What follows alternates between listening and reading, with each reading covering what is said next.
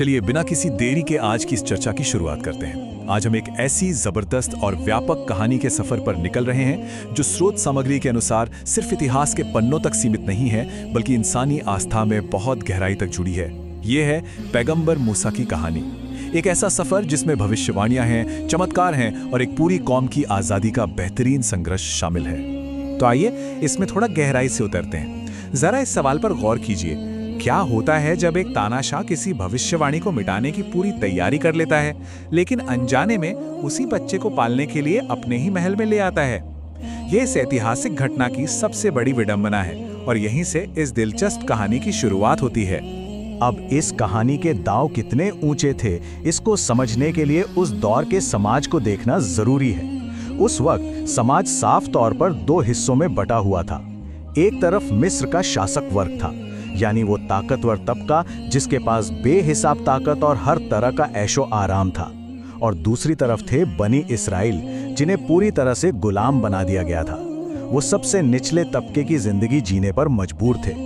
ये जो भारी असमानता है ना, यही इस पूरी कहानी का मूल आधार तय करती है। यहाँ से शुरू होता है इस कहानी का पहला पड़ाव, तानाशाह का दौर और एक बेहद खौफनाक सपना। इस दौर की शुरुआत असल में एक भयानक सपने से होती है।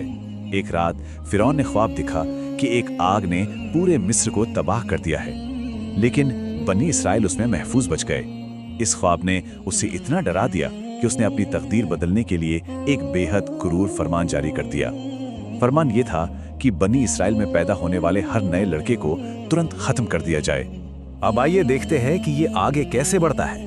महल से निर्वासन तक का सफर और एक बिल्कुल अनोखी पनाहगाह। मूसा का शुरुआती सफर किसी चमत्कार से कम नहीं था। जन्म के बाद एक बेबस शिशु को मौत से बचाने के लिए नील नदी में एक टोकरी में छुपा दिया जाता है। अब नियति देखिए, वो टोकरी तैरते हुए उसी फिरौन के महल तक पहुंचती है और वो बच्चा वहीं शाही महल में पलता है। फिर जवानी में एक हादसे के बाद उन्हें मिस्र से रेगिस्तान की तरफ भागना पड़ता है, जहां वो मदियन में अगले 10 साल तक एक आम चरवाहे के रूप में बिल्कुल सादगी भरा जीवन बिताते हैं। और अब आता है इस चर्चा का तीसरा हिस्सा, ईश्वरीय मिशन और वो जलता हुआ पेड़।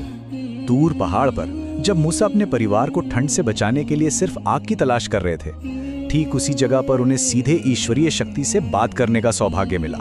इस महान मिशन के लिए उन्हें कुछ खास चमत्कार दिए गए, जैसे एक लाठी जो देखते ही देखते एक विशाल सांप बन जाती थी, और उनका हाथ जो एक चमकदार सफेद रोशनी से चमक उठता था। यहाँ एक बहुत ही मानवीय पहलू भी देखने को मिलता है।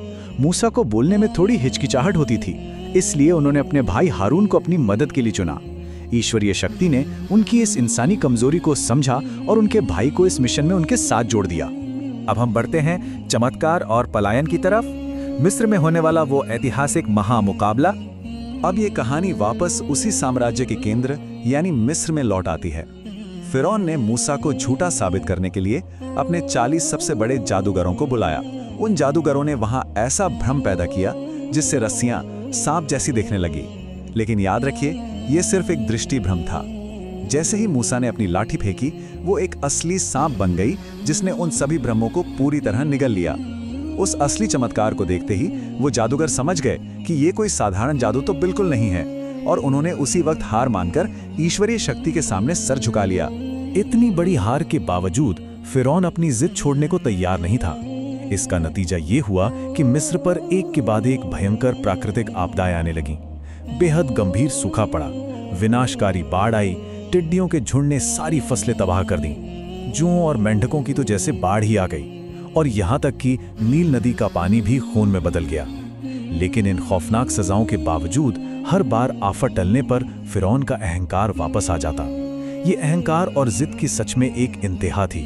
तो इसमें सबसे अहम बात यह है कि जब आज़ादी का सफर शुरू हुआ और बनी इस्राइल एक तरफ समुद्र और दूसरी तरफ फिरौन की खूंखार फौज के बीच बुरी तरह फंस गए, तब ये छोटा सा वाकया मूसा के अडिग विश्वास को दर्शाता है। वहां पूरी कौम घबराई हुई थी, लेकिन मूसा का विश्वास रत्ती भर भी नहीं डगमगाया।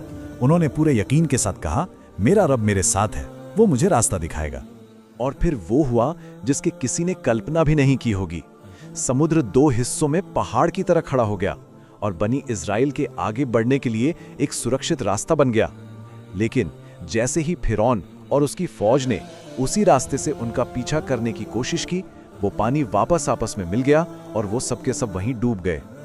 स्रोत बताते हैं कि उस क्रूर तानाशाह का शरीर आज भी मिस्र के एक म्यूजियम में एक ऐतिहासिक निशानी के तौर पर सुरक्षित रखा हुआ है, जो उसके गुरूर और ताकत के अंत को साफ दर्शाता है। आइए अब इस कहानी के अगले हिस्से की तरफ चलते हैं, रेगिस्तान की आजमाइश और 40 साल का वो भटकाव। चमत्कारिक आज़ादी तो मिल चुकी थी, लेकिन आज़ाद हुई इस कौम का आगे का सफ़र आसान नहीं था।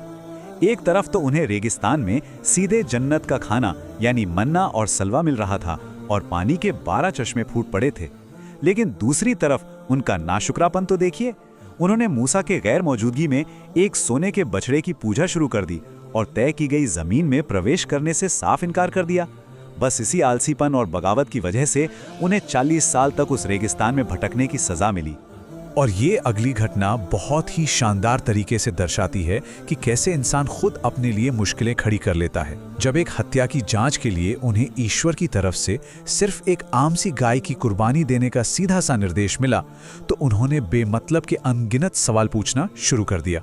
गाय की उम्र क्या हो, उसका रंग कैसा हो, उसने खेत में काम किया हो या नहीं।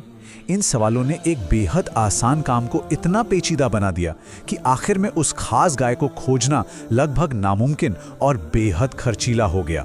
इस पूरे सफर के दौरान एक और बेहद दार्शनिक घटना घटी थी, मूसा का खिज्र के साथ वो सफर। इस सफर में खिज्र ने एक नाव में छेद किया, एक युवक की जान ली और कुछ असभ्य लोगों के लिए मुफ्त में एक दीवार बनाई। ऊपरी तौर पर देखा जाए तो ये सभी काम पूरी तरह अन्यायपूर्ण लगते हैं, लेकिन असल में एक जालिम राजा से उस नाव को बचाने, माता पिता को भविष्य के दुख और बगावत से बचाने और अनाथ बच्चों के खजाने को सुरक्षित रखने के लिए ये सख्त कदम उठाए गए थे। इससे पता चलता है कि कई बार जो चीज़ अनुचित या गलत लगती है, उसके पीछे बहुत गहरी दूरदृष्टि छिपी हो सकती है।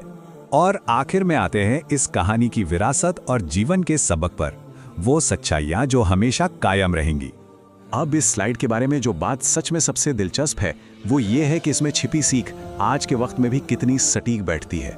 ईश्वरीय योजना हमेशा इंसान के बड़े से बड़े अहंकार को मात दे ही देती है, जैसे फिरौन के मामले में हुआ। महान कामों के लिए हमेशा परफेक्ट लोगों को नहीं, बल्कि कमियों वाले आम इंसानों को चुना जाता है, जैसे मूसा को उनकी हिचकिचाहट के बावजूद चुना गया।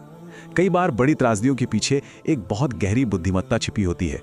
और सबसे बड़ा सबक, सच्चाई और चमत्कार को अपनी आंखों से देखने के बाद भी नाशुक्रापन कितनी खतरनाक चीज हो सकती। मूसा की इस महाकाव्य जैसी कहानी ने हमें आस्था, धैर्य और इंसानी फितरत के बारे में वाकई बहुत कुछ सिखाया है। तो आज के इस जानकारी से भरपूर विश्लेषण को हम एक अहम सवाल के साथ यहाँ खत्म करते हैं। ऐसी कौन सी ऐतिहासिक या पैगंबरों की कहानी है जिसका विश्लेषण आगे आने वाली चर्चाओं में बिल्कुल इसी तरह विस्तार से होना चाहिए? ये आगे सोचने और खोज करने के लिए एक बेहद दिलचस्प सवाल है।